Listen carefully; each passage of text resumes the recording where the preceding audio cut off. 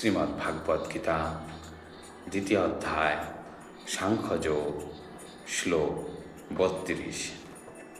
যদৃচ্ছয়া চোপপন্নং স্বর্গদ্বারমপাবৃতং সুখিনঃ ক্ষত্রিয়া পার্থ লভন্তে যুদ্ধমীদৃশ্যম।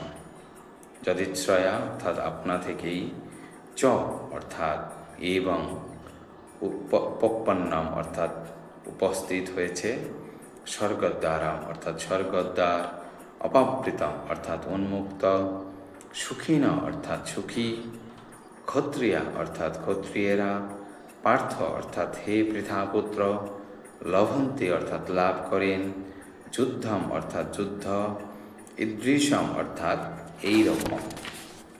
অনুবাদ: হে পার্থ, না চাইতে যেসব ক্ষত্রিয়ের কাছে স্বর্গদ্বার উন্মোচনকারী এই প্রকার ধর্মযুদ্ধে অংশগ্রহণ করার সুযোগ আসে, তারা সুখী হন। তাৎপর্য: অর্জুন যখন বলেছিলেন এই যুদ্ধে কোনো লাভ নেই, এই পাপের ফলে অনন্তকাল ধরে নরক যন্ত্রণা ভোগ করতে হবে, তখন সমস্ত জগতের পরম শিক্ষাগুরু ভগবান শ্রীকৃষ্ণ তার এই মনোভাবের নিন্দা করেছিলেন। অজ্ঞানতার কারণেই কেবল অর্জুন এই ধরনের উক্তি করেছিলেন। তার স্বধর্ম পালনের ক্ষেত্রে তিনি অহিংস নীতি অবলম্বন করতে চেয়েছিলেন। যুদ্ধক্ষেত্রে ক্ষত্রিয় যদি অহিংস নীতি অবলম্বন করে, তবে সেটি একটি মস্ত বড় মূর্খতা।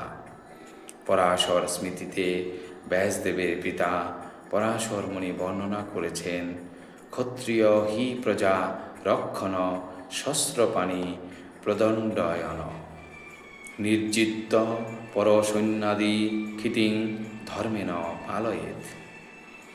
সব রকম দুঃখ দুর্দশা থেকে রক্ষা করে প্রজা পালন করাই হচ্ছে ক্ষত্রিয়ের ধর্ম, এবং সেই কারণে নিয়ম শৃঙ্খলা বজায় রাখবার জন্য তাকে অস্ত্র ধারণপূর্বক দণ্ডদান করতে হয়। তাই তাকে বিরোধী ভাবাপন্ন রাজার সৈন্যদের বলপূর্বক পরাজিত করতে হয়, এবং এভাবেই ধর্মের ভিত্তিতে তার পৃথিবী পালন করা উচিত। সব দিক থেকে বিবেচনা করলে দেখা যায় অর্জুনের যুদ্ধ থেকে বিরত থাকার কোনো কারণই ছিল না।